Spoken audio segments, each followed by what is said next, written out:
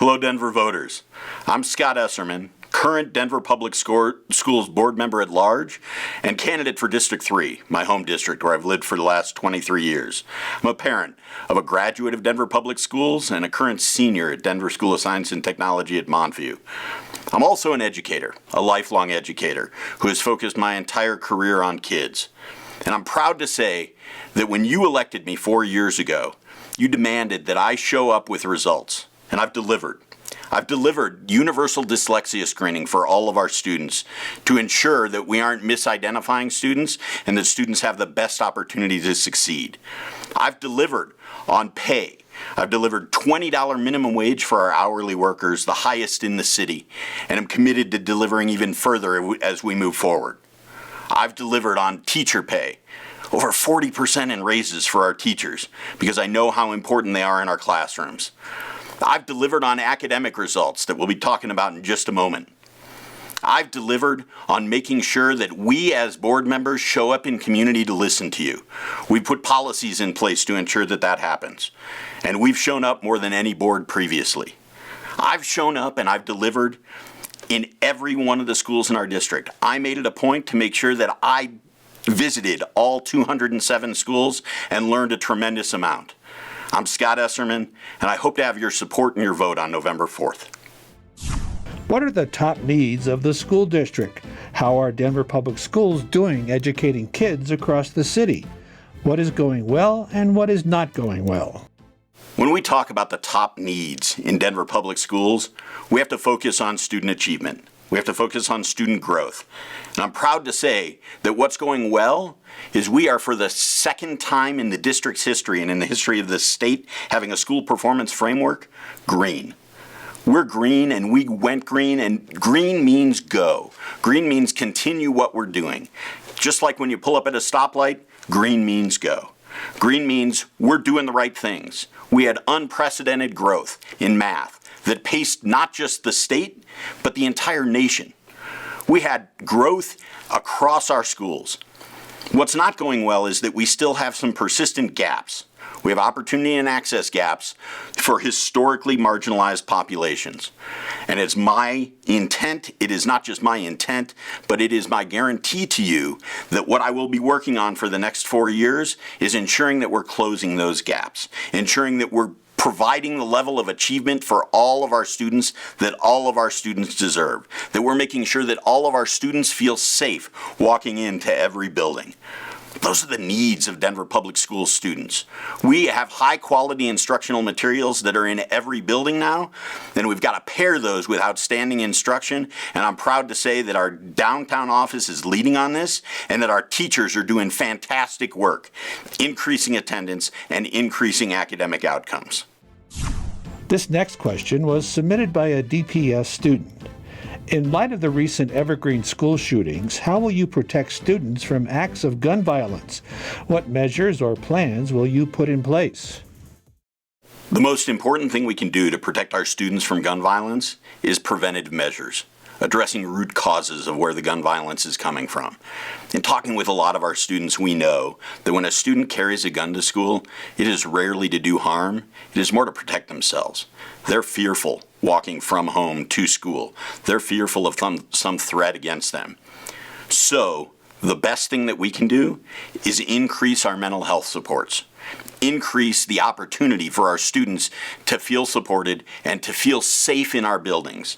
Because when that happens, we reduce gun violence. And we have to listen to our students.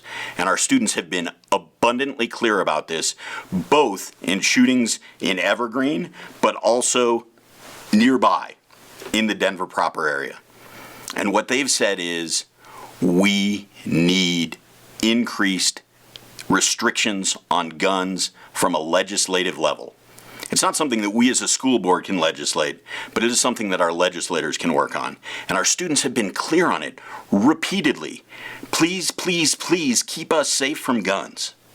The more you make guns available, the more you prioritize the Second Amendment rights over our rights to exist, to learn in safety, it's a problem. So the more we listen to them, the more we put the supports in place, the more we put preventative sources in place that address those root causes, poverty, etc., the better we're going to be able to prevent gun violence in our schools. Can you explain where the money to fund our schools comes from? And what changes, if any, are needed to ensure that the district has the money it needs to deliver quality educational opportunities to all students? Let's deal with first, where does the money to fund our schools comes from? It comes from our tax base, it comes from local tax base and state tax base. We get about 10% of our funding from the federal government across the state, less of that at DPS, closer to 4 or 5% of that at DPS. So the vast majority of our funding comes from our tax base. And we're foolish if we don't acknowledge and recognize the fact that the Taxpayer Bill of Rights, beautifully named, but unfortunately poor in action, has hamstrung us, has limited our ability to pay teachers what they're worth and what they're valued, has limited our ability to pay our hourly employees what we want to be able to pay them, and has limited our abilities to hire the kind of staff that we need to do what's best for our students. So I'm advocating and have advocated for the last 4 years and will continue to make sure that Tabor is no longer handcuffing all of our districts across the state, including Denver Public Schools, and preventing us from being able to do the kind of funding that we need to do. That's the primary change that we need, because fortunately, the voters of Denver have supported our bond elections to the point that when this bond is spent out, the one that was just passed in 2024, all of our buildings will have air conditioning. Thanks to you, Denver voters, who support us in bond, who support us in mill levy, but at the end of the day, in order to improve the number of resources and change what's coming to Denver Public Schools, it's got to be to defeat Tabor. What K through 12 personal experience most impacts your views on education, and is it relevant today? The K-12 experience that most impacts my views on education are the supports that I got. I had a tremendous amount of privilege. I was recognized early as being an honors student, but that didn't happen for black students in my school. That didn't happen where I grew up. And that has repeatedly informed who I am as an educator and who I am as a district leader and who I am as a board member. Because what I know is absolutely radically important is ensuring that all of our students have opportunity and access, that they have access to the same high quality instructional materials, whether we're talking about advanced placement classes, whether we're talking about honors classes, whether we're talking about international baccalaureate classes, or early college classes, or dual enrollment, or career and technical education. All of our students deserve access to all of these opportunities because all of our students can learn. And I figured that out in that K-12 system growing up.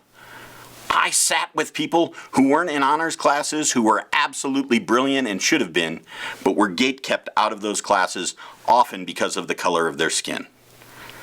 All of our students deserve the same opportunities. Education is not a zero-sum game. It's not that if we give something to somebody else that others are lacking. It's essential that we provide everything that we can for all of our students. How do you see the role of charter and innovation schools in the DPS system? How should the board ensure that all schools, regardless of governance model, offer high quality and equitable opportunities? What I've done for the last 4 years is ensure that every one of our schools, regardless of its governance model, is making sure that it is providing the most equitable opportunities it can for every student who walks through its doors. And that's regardless of the governance model, because governance model does not determine outcomes. If governance model determined outcomes, I would be advocating that we should all be under the same governance model. And there are adjustments that we need to make to ensure that those things are going on, and we've done that in the last 4 years, and we'll continue doing that for the next 4 years. When we talk about equitability across those governance models, we have to look at what influence we have as a board and as a district when it comes to district-run schools. We just started an Elevate network that is pushing in resources to those schools that have students that are struggling the most. We can't do that with charter schools, but what we can do is hold them accountable at renewal. And we can say, we need to see this or that in a charter contract.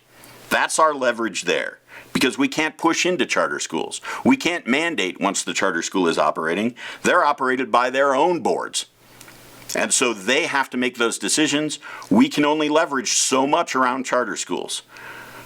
But we can make sure we focus on those schools that are under district authority. And we do, and continue to. And we saw that in the academic results this year, and we'll see that even greater in academic results in the future.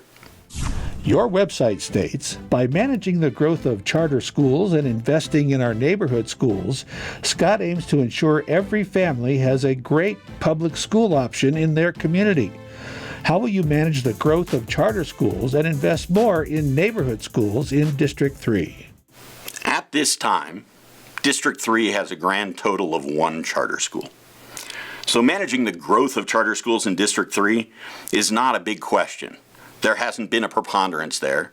Where charters largely exist is disproportionately in District 2 in the far southwest portion of the city and in District 4 in the far northeast portion of the city. It's where the largest number of charters are. We live in a time that we can't deny of declining enrollment. And so there's only one area of the city where we're going to be opening new schools. At no point in the last 4 years has the board that I've been a part of approved a new charter school. Charter school growth and expansion can only happen when the district is expanding, not when we're contracting. And that's where we are. We're currently in a period of contraction, thanks primarily to decreased birth rates that we see nationwide as well as statewide as well as locally.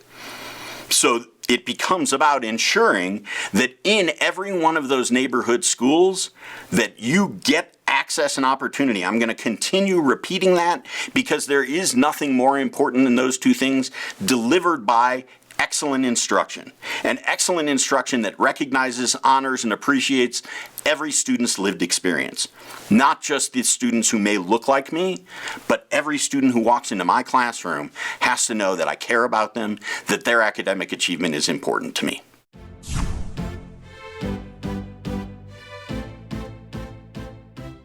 Four years ago when I ran, you made sure that I knew what you wanted. 4 years ago when I ran, my daughter voted for me in the first ballot she ever submitted.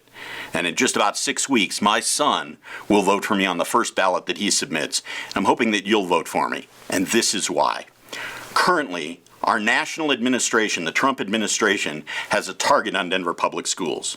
We were the first district in the nation to sue the Trump administration regarding ICE coming into our buildings. It's my priority to fight for our students, and that includes fighting for our new-to-country and our immigrant students who deserve the right to feel safe going to school and not to fear that they're going to go home to an empty house or not to fear that they're going to be taken from their school. That's one.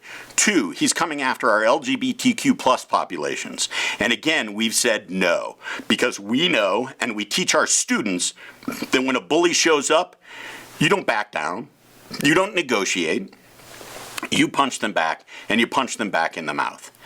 It is essential that we keep moving, that we keep going. I'm not new to this work. I've been doing this work for the last 4 years, and it took time to understand what it meant to be a board member, and we don't have the luxury of doing that at this point. It's too critical that we're defending our students, that we're making sure that they continue to achieve, and I'm committed to doing that, and I think you know that because I've been doing it for the last 4 years. So please support me with your vote on November 4th.